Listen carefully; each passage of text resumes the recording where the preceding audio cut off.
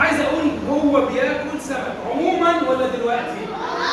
عموما يا مضارع ايه؟ بسيط. مضارع يا بسيط يا عموما في حياتي.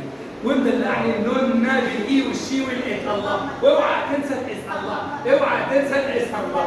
امال اليو والوي والذي هياخدوا ايه؟ شبشب شبشب شبشب شبشب. كل واحد يقول لما تقول شبشب. خلاص؟ طب هنا صح كده يا شباب؟ الجمله دي صح؟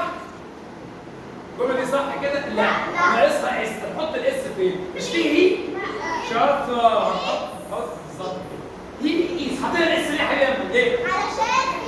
عشان فيه هي، وعشان بتتكلم على ايه؟ عموما دايما عموما عموما. طيب هشيل الهي دي، ركزوا معايا، واقول ايه؟ اي. الاي دي مع مين؟ مع الاس ولا مع الشبشب؟ شبشب شبشب شبشب شبشب بالله. طيب يبقى هياخد يا شباب، يبقى الاي هتاخد اس؟ لا تاخد بالشبشب. تاخد بالايه؟ شبشب. I eat fish. دي عموما ولا مش عموما؟ انا باخد سمك عموما ولا مش عموما؟ طب ما كانتش اس ليه؟ عشان ايه؟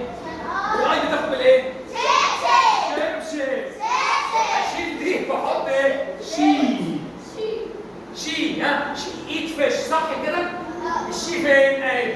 تاخد بالشبشب ولا تاخد بالاس؟ بالاس. المفروض ايه؟ نحط هنا اس ولا هنا؟ هنا؟ عند الفعل. فين الفيرب؟ ايتس اهي. شي ايتس فيش. ليه؟ عشان ده زمن اسمه ايه؟ مضارع ايه؟ المضارع يا بسيط. دي عموما في حياتي. ومدلعني النون بالهي والشي والات الله. اوعى تنسى الاس الله. اوعى تنسى الاس الله. خلاص؟ طيب الفيديو الجاي